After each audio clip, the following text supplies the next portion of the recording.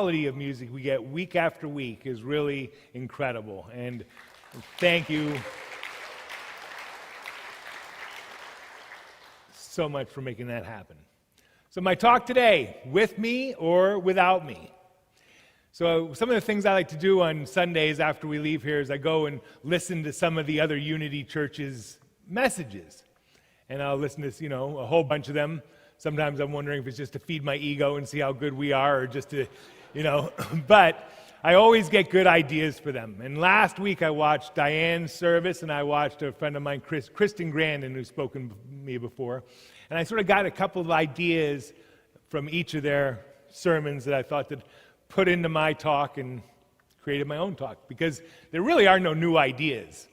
I'm finding it more and more, the more people I talk to, it's the same story, but the names and the places are a little different. But at the end of the day, it's all the same story, and we all go through the same type of things, which is really comforting, because then the solution will be the same for all of us also. So hopefully we can use the same solutions on what other problems we got going on. So Kristen's talk was without the or, with me, without me.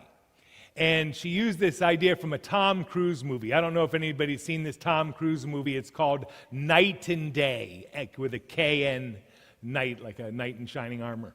And it's one of those romantic action shows that, like, you can't believe it because 300,000 people are shooting at them and no bullets ever hit, and there's this love story going on.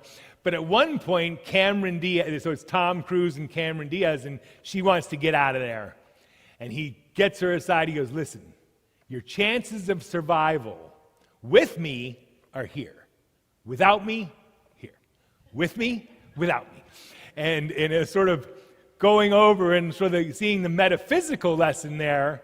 That's about the chance we have. I don't know if we're going to make it with God, but our chances are here. And without Him, our chances are here. So sort of bringing that lesson around to the meanings of life. So I think our chances of survival with God are much better than without Him. So our scripture for today is taken from St. Matthew, the 19th chapter, 26th verse.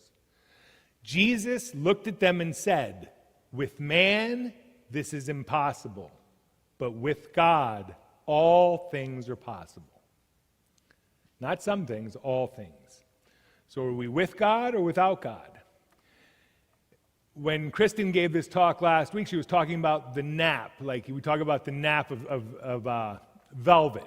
And if you rub the velvet one way, it's nice and smooth. As soon as you bring your hand the other way, it's rough, and it's like it goes against the nap. And she talked about going with God is like going with the nap. Everything starts to go smoother. We're going with the flow. So Barry, my wife, is a Pisces. And we always joked about, like, there's two of her, because you got the one fish that seems to be going with the stream, and then you got the other fish that's battling the stream going upstream. So she has one way to go with the flow, with God, and one way without. But I noticed early on there were two of her. And I was never going to change. The one that was swimming upstream was not going to listen to me to change course anyway, so we kind of joking, which fish are you today? Are you the one swimming upstream or downstream? We're not going to get anyone change directions, but if we can keep going with the flow and going with the nap, people see it. And they're like, well, I want to be more like that. I want to go through life a little more peacefully. And hopefully, that's the example we're all setting here for the people in our lives. People want to copy you. That's what I did. I met Carol, and I was like, he was the happiest person I'd ever met, and he was 85 years old, and I'm like, why? Why are you so happy? He's like, I've learned how to think. I said, well, sign me up. I want to learn how to think too. Still trying, but so how do we disconnect? Or how do we disconnect from God? Well, lie, cheat, steal, covet, kill, all of those things. We make assumptions, expectations, taking things personally. Anything that makes us out of that sense of peace is working against God. And when I look back, I almost remember every lie I ever told. I remember the lies in high school, the lies to the different people in my life. I remember them all, and again, I remember everything I ever stole, anything I, took that wasn't mine. And those things seem to become the demons in our lives. An action that we might have done years ago keeps haunting us. And I think this is why we bring these things that need to be healed. So I tell a story. When I was in my 20s, I stole a vacuum. I don't even know why, from Kmart, right? But every time I used that vacuum for the next 5 years, I was riddled in guilt. I'm like, oh, this isn't even yours. You stole this vacuum, After I got over the fact that they were going to arrest me for it, But so when we go against the nap, when we go against the grain, when we do what we know we're not supposed to do, you're going to pay the consequences. A lot of time it's just internal stress, but we're going to pay the consequences. So we do not want to get caught in those things. So how do we get with God? Well, that's what we're doing each and every week here. Prayer, meditation, connecting with each other, fellowship, all the things we do. I talked about it a few weeks ago, following the rules. If we follow the rules, the 10 Commandments, rules, what not to do, the 7 deadly sins, the Beatitudes, rules what to do, they're all laid right out. Follow the rules. Keep seeking, knocking, and asking to find out what God wants. Being of service to others, helping each other. I'm seeing a tremendous amount of service. Well, I don't want to use names, but we had someone who needed a place to stay. Sherry needed a place to stay. Kathy found her. Names, I just used them. Anyway, but I've seen it now. Somebody in our congregation needs help and someone else in the congregation helps them. And I've seen it over and over now. So our community is becoming a place that people can turn to for real help, real worldly help. So service to others, we can always come back to that. And then one of the things that always helps us to be with God, which was what Diane talked about last week, are the 4 agreements. So an agreement is something that 2 people make, or you make with yourself, but it's something that you're going to stick to. And so she was going over the agreements last week. She loves the 4 agreements. So I was looking at them, and how have we been keeping them or not keeping them, especially with myself?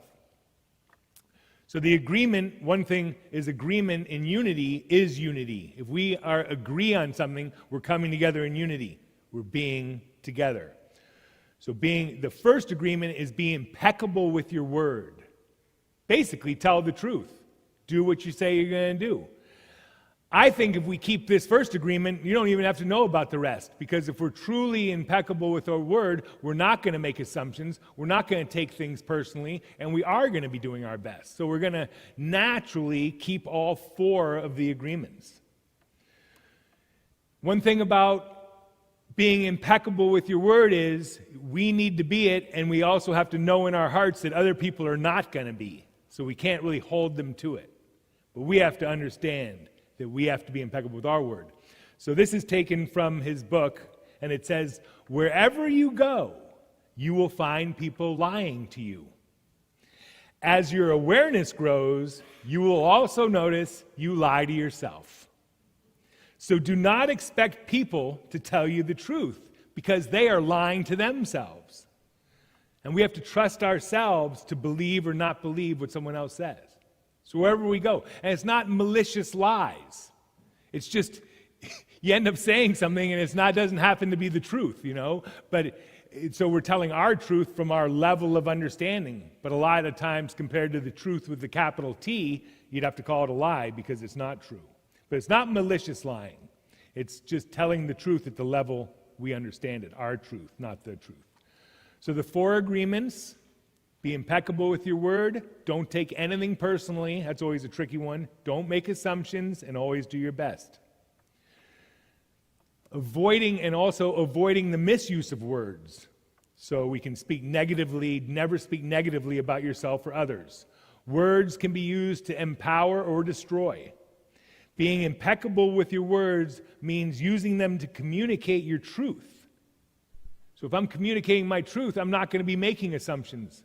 I'm not going to be taking things personally. I'm going to be able to have people understand where I'm coming from.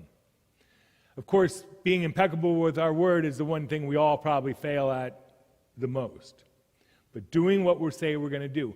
And remember, at the end of the day, we're judged by our actions. So what we say with our words, unless we're following up with action, hollow.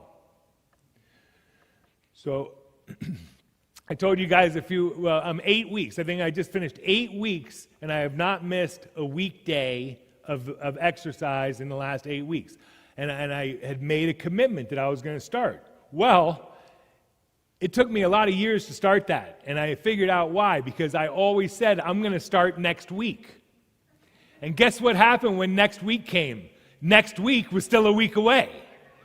So I kept keeping my vision, I kept keeping my manifestation 1 week out. I'm going to exercise starting next week. I was using the law perfectly, didn't get me what I wanted, but so I was actually manifesting. So the only time, when did I start exercising? Now. It happened to be a Monday morning, but it was now. And I got up and I went and I exercised. And then on Tuesday morning, it was now again. And I exercised in the now again. And then on Wednesday, in the now again. I stopped putting it off. I'm going to do it now. So it's easy to keep, and we all do that. We all keep things away. I'll be better when. It'll all work out when. So I will be means I am not. I want means I don't have. I am trying means I am lying. Because do or do not, there is no try. Either you're doing it or not doing it. We're not trying. I always tell my athletes, take one breath before you serve the ball. I'm like, are you doing it? I'm trying. I'm like, that's not the answer. It's either you're taking a breath or you're not. You're taking a breath, but are you taking a conscious breath? So being impeccable with our words. And remember, it's the truth. It's the truth that frees us from that realm of confusion. And when we're really living on our truth, people will stop making assumptions. They'll stop having expectations. They'll understand what we do. So another thing we want to be impeccable with our word is avoid gossip. If you can't say what you're going to say to that person you're talking about, don't say it to anybody else either. Like I explained last week, you're still changing that person's vibration, even if I'm saying something about them to someone else. And you're changing the vibration of your world. Power in your worlds. Avoid negativity, and remember, we're always creating. The second one is don't take anything personally. And if we're, like I said before, if we're impeccable with our words, we probably won't. So don't take anything personally, but treat everyone else like they're gonna, because they probably are. And people are really easy to offend. I've got some things going on in my life right now where I'm like, the people have taken offense to something I said, and I'm just like, I didn't even get it. So it's really easy to offend people even when you're not trying to. And then from the Four Agreement book, it's not what I'm saying that is hurting you. It's that you have wounds. We have wounds inside ourselves that are touched by what people say to us. So we actually are hurting ourselves. So we can't take it personally when someone else takes something personally. We can't turn it back around and make it our fault, because it's usually not. It's usually not our fault. It's their own wounds being brought up. So there's all those things we've said about not taking things personally. The one that I said last week, I'm rubber, you're glue. Whatever you say bounces off me and sticks back to you. Sticks and stones may break my bones, but names will never hurt me. The one that really got me, I know you are, but what am I? I had an older brother or sister, and when they pulled that one out, I was speechless. I'm like, well, I don't know. They'd be throwing my own thing back at me. I know you are, but what am I? Letting it fall off like water off a duck's back, or talking to a brick wall. Sometimes we need to be the brick wall. Knowing haters are going to hate. That's why we're here, because we can be with a bunch of lovers and not be with the haters for at least a little while, but we can beat them. So whatever happens around us, don't take personally. Nothing other people do is because of you. It is because of themselves. All people live in their own dream, in their own mind. They live in a completely different world from ours. When we take something personally, we're making the assumption that we know what is in our world, and we try to impose our world on someone else's. My friend Kevin Rice always says, it's not that you shouldn't judge, it's that you can't judge. You are unable to make an accurate judgment. You do not have the information you need to judge another person, ever. So we go along making false judgments. So change your story to not take things personally. If you have some of those demons in your mind, so I thought my mother was going to be here today, but she's in New York. But she told me a story last week after her birthday, and she said she had a dream. And in her dream, she thanked her mother. And she was thanking her mother. And it turns out she was thanking her for things that she held grudges about for years. So the first thing she thanked her for was drinking. Said, Mom, I thank you for drinking so I never would. And this was in some sort of dream she had. Well, a lot of us would just have a horrible bitterness. I can't believe you drank and weren't there for me, blah, blah, blah. And we become the victim so fast. But we can switch things around. Thank you for drinking so I never would. Thank you for not being there so I would become independent and learn how to live on my own. That's what she told her mom in her dream. But she said, thanking her for the things which she could have hated her for so easily. So she broke a pattern, and I think that's what we all need to do. You know, I feel like I've broken a pattern. I broke a pattern in the way I never missed one of my kids' athletic events because my parents never came to mind. So I was like, I'm going to be at every one of theirs regardless. And so we have to break some patterns. If we see patterns in our generational curses where we seem to be perpetuating the same sicknesses that were in generations before, somehow we need to break that. And I think that's what unity does for us. It helps us break those patterns, removing the judgments and the condemnation over, condemning people for being asleep. I mean, they didn't know what they were doing. So we end up setting up a huge emotional vortices, which really just keep perpetuating themselves into generation after generation. So how do we not take things personally? First of all, know what pushes your buttons, and then know it's your button. It's like, okay, well, I'm taking that a little personally, but why? I've said it week after week now, but unoffendable.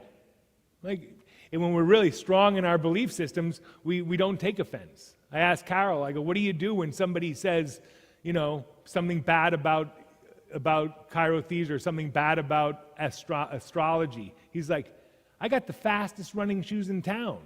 He goes, agree with thine enemy and then get the hell out of there. We don't have to have a fight all the time, so be unoffendable, because but at the end of the day, he was so committed to his belief systems that nobody could have argued with him anyway. He wasn't going to argue. He wasn't going to cast pearls before swine. There was no reason to do it. So be unoffendable. Even when a situation seems so personal, even others insult you directly, it still has nothing to do with you. I know you are, but what am I? Taking things personally makes us easy prey for those emotional predators. They call those energy suckers. They hook you easily with one little thing. And once you take it personally, then they can eat you up. So it makes us easy prey for those emotional people. So when you truly understand this and take nothing personally, it doesn't matter who gossips about you, who blames you, who rejects you, or who disagrees with your point of view. Whatever people say doesn't affect you because you are immune to their opinions and their emotional poison. I'm rubber, you're glue. The third agreement is don't make assumptions. Expectations and assumptions are future resentments. As I heard in last week, expectations and resentments are expectations and assumptions are resentments under construction. Thought that was pretty good. But anyway, assumptions are a source of suffering. And the need for clarity is communication. Once again, if we're impeccable with our word, we won't be making assumptions. It impacts our relationships. You can think a relationship's going great and somebody assumes something and then they got a grudge against you, and like I said, you don't even know why. But anyway, these things break us free from that hell that we create for ourselves. And the last agreement is always do your best. I use this as a default in my belief system. Going through life, and a matter of fact, Brene Brown said it even better than I did. She goes, I know my life is better when I work from the assumption that everyone is doing the best they can. If we go along in life and it's hard to do sometimes because we see some pretty stupid behavior out there, but we have to know that people are doing the best they can at any given time with what they have. And it makes it so much easier to not judge and criticize and get into that horrible energy. So always do your best. One warning, don't use it as an excuse to not do your best. I want to know that all you guys are doing my best, but I'm not going to use it like, I'm doing my best I can. It's super easy to use it as an excuse to not do your best. So be careful of that one. Always do your best, and then know everyone else is too, but not as an excuse to not do our best. And then we have to know everyone is. So one more quote from the book. It says, under any circumstance, always do your best, no more, no less. But keep in mind that your best is never going to be the same from one moment to the next. Everything is alive and changing all the time. So your best will sometimes be high quality and other times it'll be not so good. When you wake up refreshed, energized in the morning, your best will be better than when you were tired at night.